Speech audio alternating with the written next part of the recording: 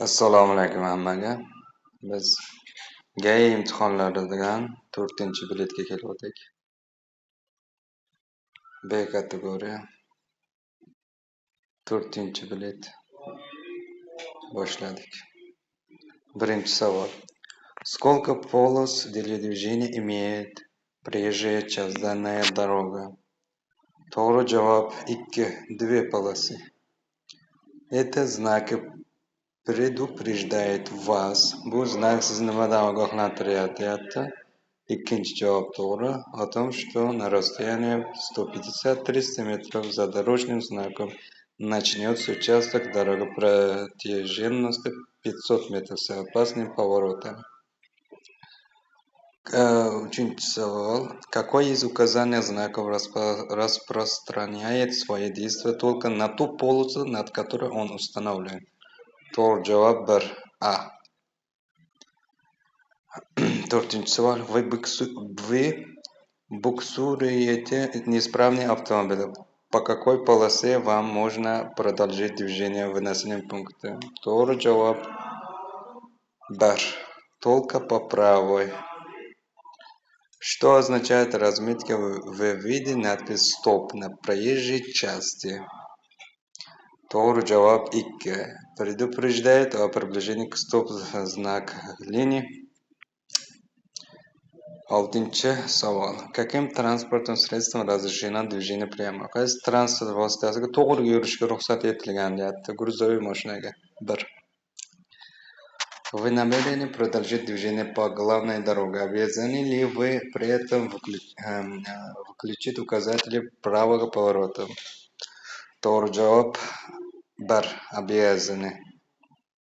Кто должен уступить? Kim yo'l berishi kerak?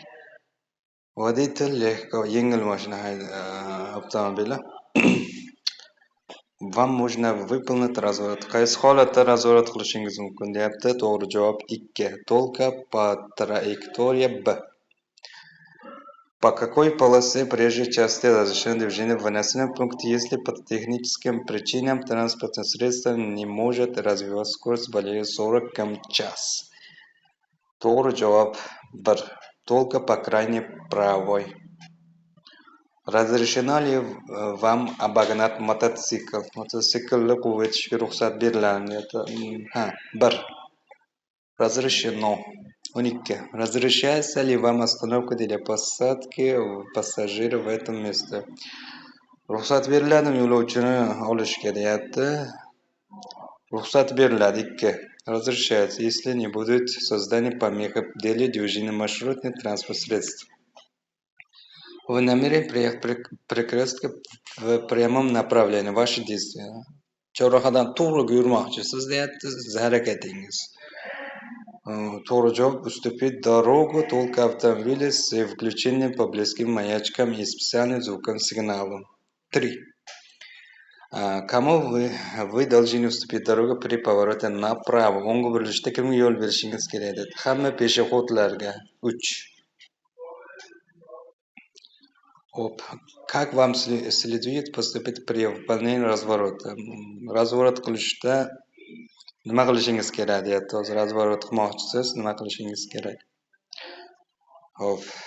Ikkinchi javob to'g'ri. Уступить дорогу только легковому автомобилю. 16. Какие из перечисленных действий запрещены водителям транспортных средств в жилой зоне? Yashash hududida sanab o'tilganlardan qaysi biri taqiqlangan deyapti? Barchasi demak. To'g'ri javob 4. Все перечисленные действия.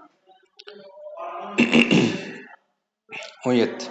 Какое расстояние должно быть обеспечено между буксирующим и буксируемым транспортным средством при буксировке на жесткой цепке? To'g'ri javob 1. Не более 4 метра. 18. В каком случае разрешается эксплуатация транспортного средства? Qaysi holatda transport vositasini boshqarishga ruxsat etiladi deyapti? To'g'ri javob 4. Что следует предпринимать водитель для предотвращения опасных последствий заноса автомобиля при резком повороте рулевого колеса на скользкой дороге? Sirpanchiq yo'lda deyapti. Risk o'ngga burganda sirpanib ketganda nima qilish kerak silinib ketishini oldini olish uchun deyapti. To'g'ri javob 1. Быстро, но плавно повернуть рулевое колесо в сторону заноса, а затем опережающим воздействием на рулевое колесо и выровнять траекторию движения. 20. Как следует расположить руки на грудной клетке пострадавшего при проведении сердечно-легочной реанимации? To'g'ri javob 2. Основные ладони одной руки накладываются на середину грудной клетки на 2 пальца выше мечевидного отростка. Вторую руку накладывают сверху пальцы. Рук берут в замок, руки выпрямляются в локтевых суставах, большие пальцы рук указывают на подбородок и живот. Nadavlivание должно проводиться без резких движений. Shu bilan 4-chi biletni yechib tugatdik. To'g'ri javoblarni daftarga yozinglar, yodlanglar. Keyingi videoda ko'rishguncha.